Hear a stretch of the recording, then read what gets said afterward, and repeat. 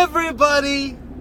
Welcome to another edition of the Tape Trader's Guide to 90s Pro Wrestling. I'm your host, JD Sloan, and I'm here with the one, the only, the most booked 20-year-old in all of Tennessee and Kentucky Pro Wrestling, Kevin Martin. Kevin, how you doing, buddy? I'm doing great, man. You know, we're just hanging out. We're on the road, man. We're on the road back from Franklin, Kentucky. It was a great night tonight. It was a lot of fun with Cowboy James Storm and Chase Stevens in the New South Arena. What'd you think of the night, Kevin? Well, man, you know, always great action every Friday night at the New South Arena, Franklin, Kentucky, 512 West Madison Street. Mark down the address. We're there every Friday night. All seats only $8. Make sure you get in on the action because tonight was epic. It was epic. The Cowboy James Storm making his first appearance in the New South Arena, and from what I've heard down the Olive Branch, that's what it is. The Grapevine, Olive Branch, whatever it is. This won't be his last appearance in Franklin, Kentucky. So make sure you stay tuned to the action and be there every Friday night. And don't forget, you get to watch New South Championship Wrestling along with old episodes of Showtime All-Star Wrestling, Southern All-Star Wrestling, NWA Saw, all on WrestleTopia TV. You just need to go to WrestleTopiaTV.pivotshare.com. So, Kevin, I'm excited, man. This is the first time that you're on the podcast, and you are my editing extraordinaire. You are the man with the master plan. I try. So, you're 20 years old, right, Kevin? You're not 21 yet? No, I'm 20. You're still struggling for that one. For that one. How long have you been in the business now, Kevin? Well, man, you know, he's going to hate me for saying this, but Jason James got me involved in independent wrestling in the local area back in 2009. Believe it or not, it was with one guest ring announcer spot at NWA Main Event. Good old Veritas Street. It was the White Tiger taking on one half of the Flying Baronis brothers, Brandon Baronis, now known as one of the boys. So, you know, I was lucky to have that opportunity, and it kind of just grew from there, my love for local independent wrestling. And I got my first real job in independent wrestling at NWA Saw in August of 2013. Wow. I got to do a little guest commentary spot thanks to Jack Johnson and Tim Thomason and the great crew over there at NWA Saw. And then right after that, Tim was like, "Hey, you want a real job?" And I'm like, "Yeah, I want a real job. I'd love to be a part of it." So he got me on the camera crew for NWA Saw. I was the protege of Chad Hyatt, the pizza boy himself. And lo and behold, from there, it kind of just grew, and now I'm going all over the place. So 2009, how old were you? 2009, I was 10 years old, going on 11 when I first got into NWA Main Event. I got a free pass from a Dairy Queen, man. So, like, were you actively watching wrestling at the time? Did you know what indie wrestling was and localized wrestling? Had you been going as a kid? No, man. The only thing I knew of at the time was WWE. Yeah. I saw a little bit of TNA.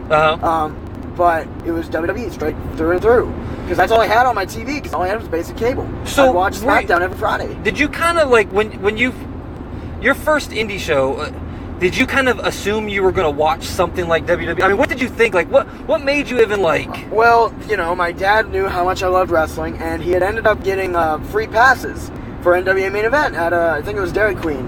And he brought them home, and he brought him a couple, actually, and he said, "You want to go see a wrestling show?" And I'm like, "Yeah, I definitely want to see a wrestling show." The little free pass said wrestling, Thursday night, Veritas Street. It was 10 minutes from the house. I never knew about it. I thought it was the greatest thing ever. So I went down, and it definitely wasn't WWE. There's no big lights. The curtain was a blue curtain, had one big ring just in this small little room, but I still loved it. It was. Yeah. I was up and close to the action, what I wanted to be when I went to my first WWE show. Tickets are so expensive, man. You know, $60 for front row. You know, my dad just couldn't pay that money at the time. So, you know, I was up close to the action. I was front row at a show, and that was the greatest thing ever to me. And then I get to high five all the wrestlers. This was literally like the greatest thing ever to me. Right. So I immediately fell in love with it, and I told my dad, "Hey, every chance I get, I want to come here. Veritas Street every Thursday night." International TV taping. That's what Mike Porter used to. That was on every poster, every. Yeah, man. And were they on TV at the time? Was it on Channel 30? I don't remember. It was on Comcast 74. It was that one station that you never really knew about unless you watched NWA Main Event. I think it was like when NWA Main Event wasn't on, it was like Shop at Home Network. So, it was a cool little deal, man. Now, I'm trying to remember this building. Was this the building that was like a church? Yeah, it was right next to a church off of Nolensville, I believe. Yes. Yeah. Yes. I remember that building well. Yeah. Okay. Yeah, small little building, and right when you walked in, you smelled the popcorn. It smelled like wrestling. Yeah. You know that wrestling smell. If you're a wrestling fan, you go to local shows, you know what that smell smells like. Well, and Mike Porter had the best concession stand in town. That's what they said. I mean, he promoted, not only are you coming to watch pro wrestling, but you're coming to eat the best concession food in all of Nashville. I mean, man, we had cheese fries. I think they had they had Cokes aplenty. Yeah. Cokes aplenty, ladies and gentlemen. So 2008, you go see your first show. Around the same time, you get involved. Let me ask you, how old were you when you started doing announcing? Were you 11 years old, 12 years old? Well, I wasn't doing ring announcing full time or anything like that. I was enthralled by the commentary booth. They had the little monitor set up, and they were watching the action. They had the little microphone headsets, and I was amazed by it. And Jason James happened to be over by the table at the time, and I had my dad take a picture with it, and I asked Jason how I could get involved. He's like, "Hey, man, shoot me an email. We'll talk." Yeah. And that was like, holy cow! Right. I actually get to be involved with this. What? Right. So I emailed him, and he said, "Hey, meet me in 2 weeks at the Veritas location." And at the time, I was going in there. Oh my God! I brought a friend with me just so I could see. They could prove see it. Yeah. No, you're not ring announcing at a wrestling show. Did you ever have were you ever have the stage fright? Or I mean, you're just a kid, right? No and yes. I was in middle school at the time, and I had some experience doing the TV station. It was closed circuit TV. We did morning announcements to the whole school live on the TV every day at 9 o'clock. So it was that, and that's where I got my first kind of hint at TV production too. Small little scale, but that was my first hints at that too. So not only was I getting my public speaking skills through that, I was also learning the TV production and all that great stuff. So that's where it all started, and kind of just branched off into wrestling. And so that's why I didn't have as much stage fright. I was really excited though, and nervous, like I was going to mess up something. Really? Yeah. So did Jason kind of help walk you through? I mean, he told me, "Hey, this is who you're going to announce." He had me say it to him a couple times, and like I said, I was more excited than a kid on Christmas. It wasn't the main event; it was semi-main event. But still the coolest thing ever. I was on NWA Main Event TV. So even that was even more special. Right. So yeah, that was really, really cool, man. And I thank Jason for that. He always tells me, "Hey, I ain't taking the heat for bringing you into this." And I love you, Jason. You do a lot for me. You've always done a lot for me, and thank you for everything. Yeah. And you know what? I'm right there with you. Jason James is a good dude. High five, Jimmy J. Oh, there we go. High five, Jimmy J. Plenty. High fives are plenty. Jason James is a good dude, and very fortunate to know him because he involves me in a lot of really cool stuff and a lot of great opportunities. So you're just a kid, and you're doing ring announcing, you're doing commentary, you're hanging out, you're around everything. How did the refereeing come into play? Okay, so it was 2014, I believe, the end of 2014, early 2015. I was starting to get my feet wet in wrestling, and I started getting to know people, starting to learn more about the wrestling business. And Anthony Wayne told me, "Hey, if you ever want to learn about refereeing, I'm the guy to talk to." And Anthony Wayne, great referee, definitely knows his stuff and knows old school wrestling like a freaking back of his hand. So he really taught me a lot about how to really be as a referee, how to be a professional referee nonetheless. Yeah. Because there's the referees look out professional there. and there's the referees out there wearing cargo shorts and white shoes, and they don't really care. Yeah. Referee is a very important role. And I come to learn that, you got to know the match, you got to know, the wrestlers you're working with, you got to know the psychology of wrestling. Right. So I was lucky enough to get to learn that from Anthony Wayne, among other people. My first full-time refereeing spot was at Top Rope Wrestling, Lebanon, Tennessee, at the Wilson County Fairgrounds. Good old Gary Valiant was valiant enough to book me as a referee. And I got to learn a little bit, just on-the-job training, man, because there's nothing else like on-the-job training in wrestling, man. Yeah, so yeah. I got that, and then after that, I kind of, stepped away from Top Rope. Took a little break from that, kept staying on the video production side of things until I was invited to come out to Tennessee All Pro Wrestling in Morrison, Tennessee. And so this is 2015? Yeah, this is midway through 2015, probably about July, August. That's when I got started with Tennessee All Pro Wrestling, and there are great people out there, man. Very nice. They've always welcomed me as a part of their family, and I'll always be grateful for that. And they got me in there every Saturday night. Yeah, and that was legitimately. So you were reffing weekly? Yeah. Oh, wow. Yeah, every Saturday night. So it was Friday night was NWA Sauce, Saturday night was Tennessee All Pro Wrestling, and it was like that for a good few months. Of course, school, I had to focus on that, so that took away from being there every Saturday, right? And me being and saw every Friday, right? I did the best I could to stay committed to everything and learn as much as I can, be an absorbing sponge, Yeah. So yeah, that was really fun. I got to learn a lot. Got to work with some really great people: Corey Prince, Gregory McDaniel, Richard McDaniel, all great people, man. And I'll always be thankful for everything that they gave me the opportunity to be a part of. So around this time, 2015, 2016, there was a lot of different shows kind of popping up. Right. Because I know you were working with Kato. How long? As soon as he started.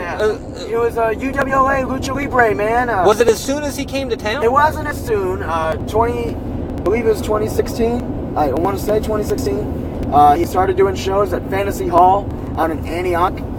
And that's literally 7 minutes from my parents' house. So at the time, I was like, hey, you need a referee? Yeah, buddy, come on. So, now mind you, it's Lucha Libre. I don't know how to speak to this guy. And I'm communicating with this guy on the internet, and it's really broken English. Yeah. So, I mean, I managed to work through it, and, we did business together, and we worked together once a month, every month until the summer, when he moved out of Fantasy Hall and went to Global Event Center. I did a few shows out there, but I was committed to a lot of other things at the time. So I just couldn't do his show every time. Yeah. But when I did go out there, it was a lot of fun. Very different. The crowds that watch Lucha Libre are very quiet. So it's kind of weird because I'm used to you're darn tootin' whore, yelling at the heels. Southern, yeah. And, I'm waiting for that Southern drawl, I'm waiting for them to be loud and proud. These people are quiet, paying attention. They're watching the wrestling. Right. And I'm like, okay, this is different. Get used to it. And I'm also counting in Spanish. I'm working with these Hispanic wrestlers that don't really know English. So it was an experience, an adventure, and a learning time for me and everyone involved, and it was great. Yeah, it was great. And I worked for Kato. Yeah. One time during that period when he was at the Global Event Center, and he had a TV show for, I guess, a very short time. I don't even know how long. He had the TV show. I remember, man, he was doing a TV show on. Throughout the week, it aired. I think the first new airing aired on Saturday nights or Saturday afternoon, something like that. It was short-lived. I went and did commentary for. It was a show that had Blue Demon on it, but I believe it was like 2 different TV tapings or something like that. I did the one show, and that was really kind of that was it. Would you get a bad vibe from it, or no? So I went and did the show. LT's the one that actually hooked me up with Kato. And LT put me over to Kato and was like, hey, this guy can come and do the commentary. He's Latino, so he understands Lucha Libre. He understands the Latino way of doing it. And actually it was me and Gordon. And I would do the matches in English, and Gordon would basically say everything I said in Spanish. And Cato wasn't going to pay me, okay? Oh boy. Which isn't a big deal. You know, I knew this going in. I got the gimmicks. So I'm always willing to, you know, work something out. I'm always willing to work a deal out, you know? So I bring my gimmicks, I set up my gimmick table and everything, and this is the way I'm going to make my payoff. This is the way I'm going to make my money. Before the first intermission, he sent his daughter to come and tell me I had to pack up all my gimmicks because nobody was buying their stuff. Instead, they were buying my stuff. So I went and grabbed Cato, and I was like, hey, man, what's going on? And he's like, yeah, man, they just keep buying your stuff, and they're not buying our stuff. I said, all right, that's fine. You know, I'll pack up my shit, but you're going to pay me for tonight, right? And he's like, oh, no. And I was like, well, look, dude, this is, if you're either I'm going to sell my shit and make my own money, or you're going to give me a payoff. It's one or the other, you know? And it took a while for Cato to kind of learn, you know, how things worked over here. Right. Because legitimately from Mexico, and that's the way they probably did things in Mexico. Right. And you know, I mean, he's been in the business his entire life. His father, Cato Chung Lee, was his dad. This is Cato Extreme, which is Cato Jr. So I understand that. But you know, I'm a really cool, laid back, calm kind of guy, man. Oh yeah, I mean, but I'm also very straightforward, right. You know, and I don't do anything for free.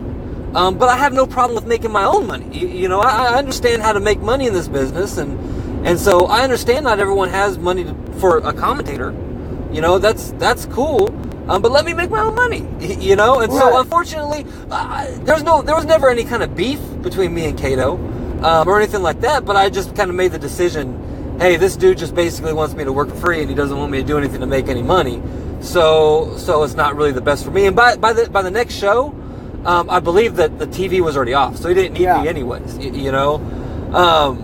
But now, are you doing graphic design at this exact same time? I got my feet wet in graphic design in high school. This was about 2015, 2016, around that time when I started working for Tennessee All-Pro. And I think their graphic designer had parted ways with them.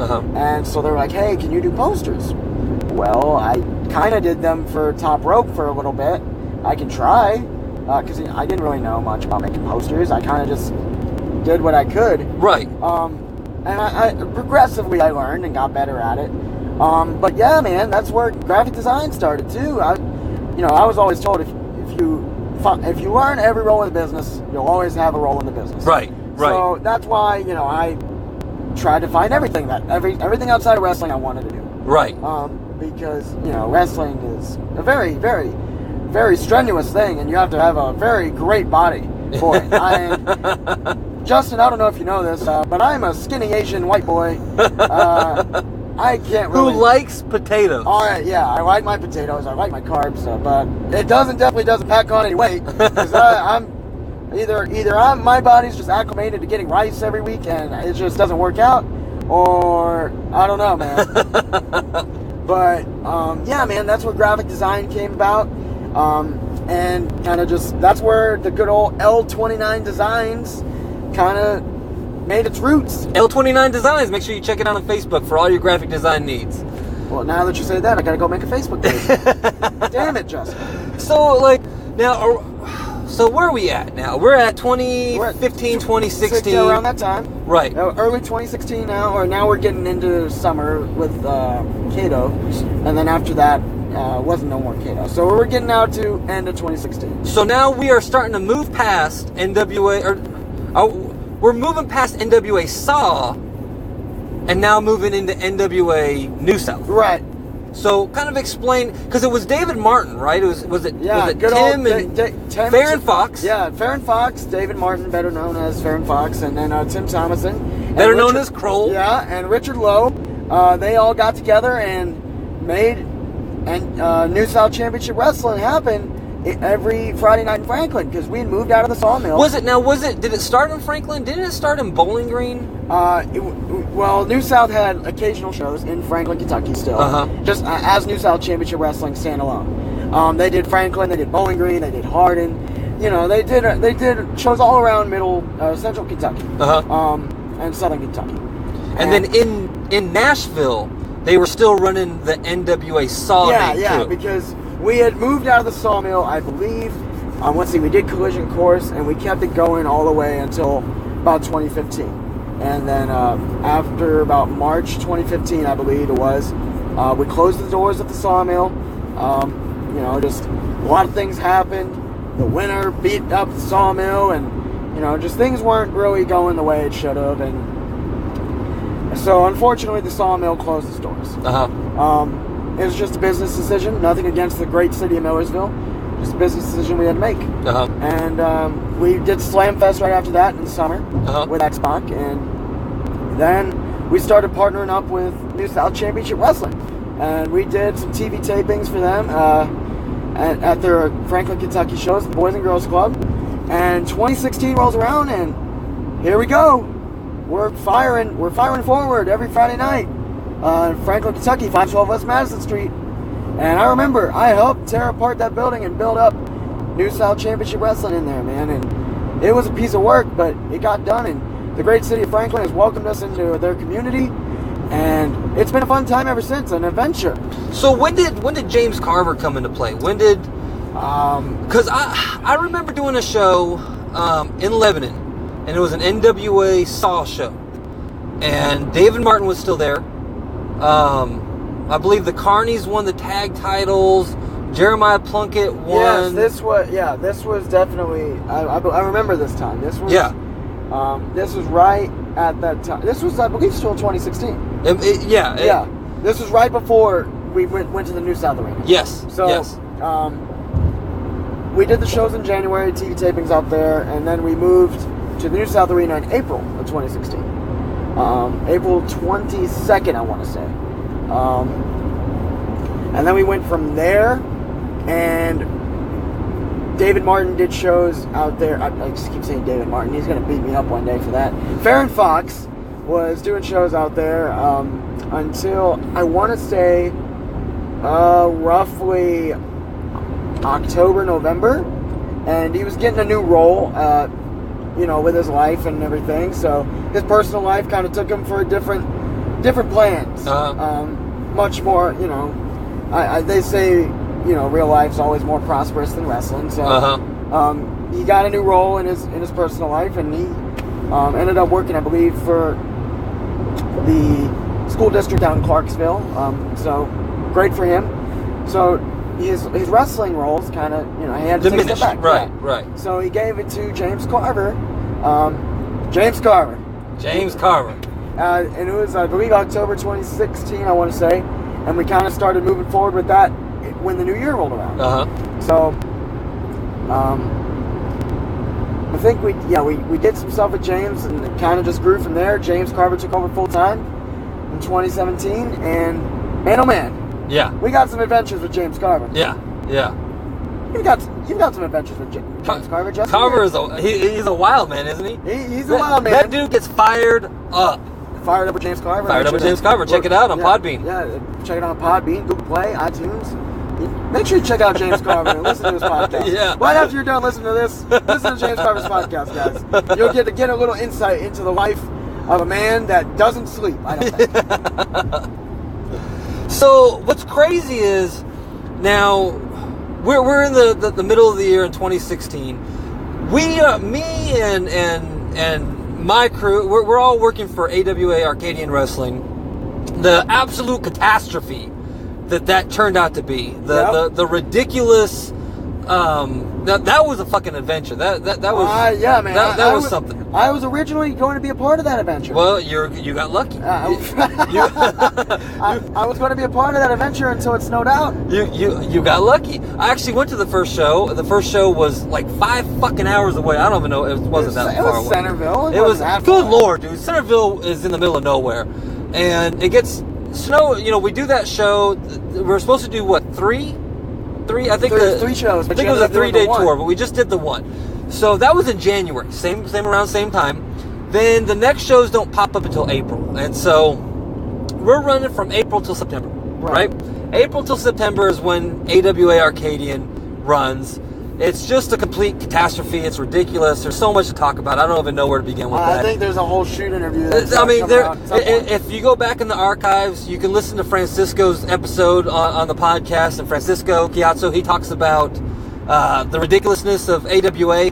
And we can now confirm on August 30th of 2018, the red carpet will be rolled out. Journeyman, not the red carpet, the red rug. The red rug. The red rug will be rolled out. We will have a world premiere here in Nashville, Tennessee, actually in Hermitage, Tennessee, of the Journeyman documentary, which is a documentary that took place over the course of a year and a half, following Francisco, him moving to Nashville, the bullshit that happened with Arcadian, everything that went on. But anyways, it was a catastrophe. I say that documentary is the fall and the rise, not the rise and the fall. Yeah. The fall and the rise. Well, I say the fall because the rise of Frankie, but the fall of Arcadian, and Arcadian never. Well, the talent was there, but the management wasn't. The fall of Arcadian also was the fall for Francisco Piazza just a little bit, but they rose back up into superstardom, doing great things now. Where are we going? Oh shit! I'm driving myself home right now. What the heck, man? So, yeah, we took a wrong turn on the interstate, guys. Always an adventure, but go on. You know, we get done. You get done with Arcadian wrestling. We get to September and we're done with it. And by this time, fucking Shooter Storm and Adam Real have decided that they want to run their own promotion. Best of the Best Pro Wrestling. Oh boy. So Shooter calls me and is like, I need you to be a part of this. You understand how to promote the town. You understand social media. You understand how to book, how to write, how to do all this stuff. And this was Shooter's and Adam's show. This first one, the one that took place in January. I was just there to help. Yeah. Moral support. Let's sell sponsorship. Yeah. They approached me. At around September, October time. And they said, hey, you know anywhere where we can run a show in Murfreesboro? Well, I was just a freshman in MTSU at the time. And they said, well, is there anywhere we can run on that college campus? I said, I'm sure there is. We got a TV studio. So I gave them a little tour of the TV studio. And, that ended up not working out. Because, there's like millions of dollars of equipment in there. And, they just don't let wrestling into a TV studio in there. But understandably so. Even the best of the best couldn't get in there at the time. Yeah. But they ended up running the Murfreesboro National Guard Armory. And, it was, dude, we sold that place out. 500. Standing room only. But unfortunately... We had our adventure with that show. It was an extreme adventure. So we roll around to the next show. Shooter's out. I booked the show. We run, a great show in April, and unfortunately, the money man. Yeah, financial situations. Just unfortunately, we didn't run another show after that. Yeah. We had planned to run another one. We had, but it was going to be in August due to some issues beyond our control. Yes, beyond me and Kevin's control. It just didn't take place. Which is, when it comes right down to it, I mean, it was nobody's fault at the end of the day. No one lost out on any money or anything like that. And so it just wasn't meant to be. But now, here we have WrestleTopia TV and K&J are back together again. Yeah, and more bookings than ever. More bookings than ever, man. We got so many shows in the can right now that are just waiting to we are editing as fast as we can, and just show after show after show will be popping up on WrestleTopia TV. This is a tough little job for two people, man. It is. But we're working as hard as we can for you, the great fans. I'm kind of an LT Falk promo there a little bit. But we're working as hard as we can. But this has brought us on some new adventures, man. It has, and we're lucky. I mean, when it comes right down to it, and I think honestly, doing a podcast with you, the most important thing that anyone that's listening to this should take from this. I'm an old man, okay? You're not that old. No, but I'm just saying in the general sense of the thing. I'm grizzled. I'm grizzled. I started training in my 20s under Steve Dahl, Reno Riggins. I am now in my You're that age. You're that age. I'm not in my 20s anymore. But to me, what this podcast is all about is you, Kevin. And this goes to show that anyone that's listening to this, anyone that wants to be in the business, one of the most important things is to learn everything. When you learn everything, there's always a spot for you. Whether you're a ref, whether you're shooting the stuff with the camera, you're editing the footage, you're running the music, you're doing commentary, you're doing announcing, whatever it is you're doing, if you know how to do it, there's an opportunity. Yeah, man, and I've got some great opportunities Right now, I'm working full-time with AWA New South Championship Wrestling every Friday night in Franklin, Kentucky. Tried and True? Tried and True Pro Wrestling. I didn't even mention them, man. No, you did it. Yeah, man. Crimson, his company. Yeah, man.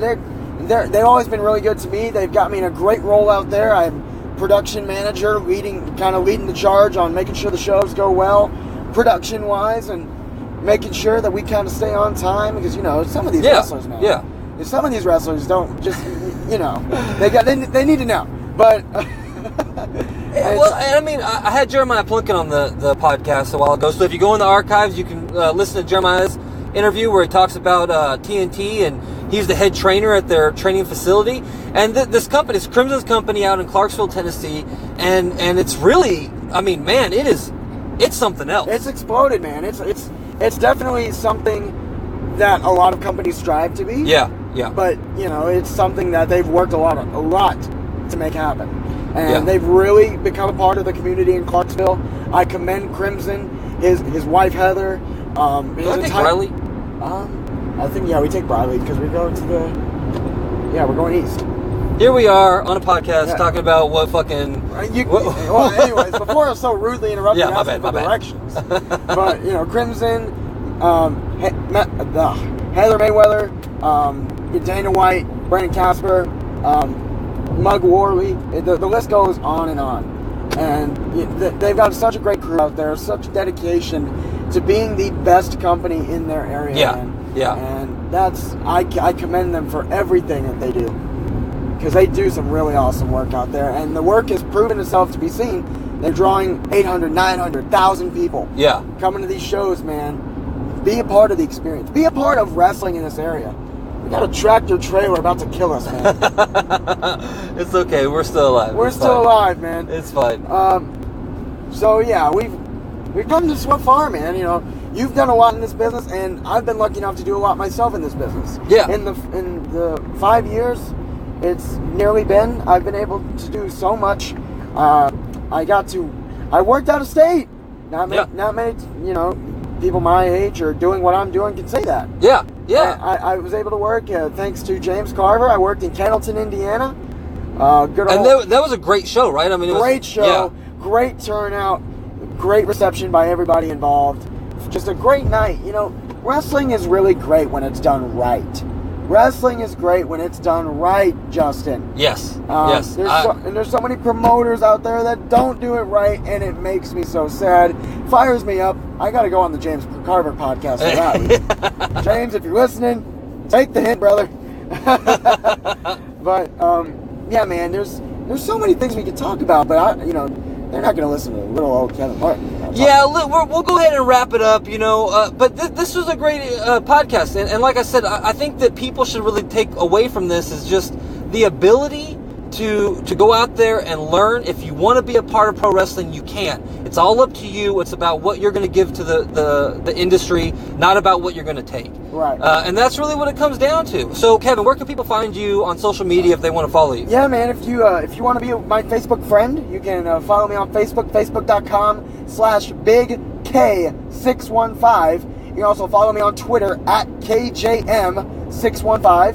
And you can follow me on those social media networks. We're on Instagram, BigK615. So yeah, guys, if you want to follow the life and adventure of Kevin Martin, the ring announcer, referee, editor, graphic designer extraordinaire, come and follow me, and you get to see where I find myself next. Yeah. And we will probably do this again tomorrow. We got to do part 2. We'll probably do this. We're on the road to Bowling Green tomorrow. We are. So we will more than likely do this again tomorrow. Tomorrow is the Great American Clash. Jim Cornette will be there. There's going to be 2 different cage matches. It will be filmed for WrestleTopia TV.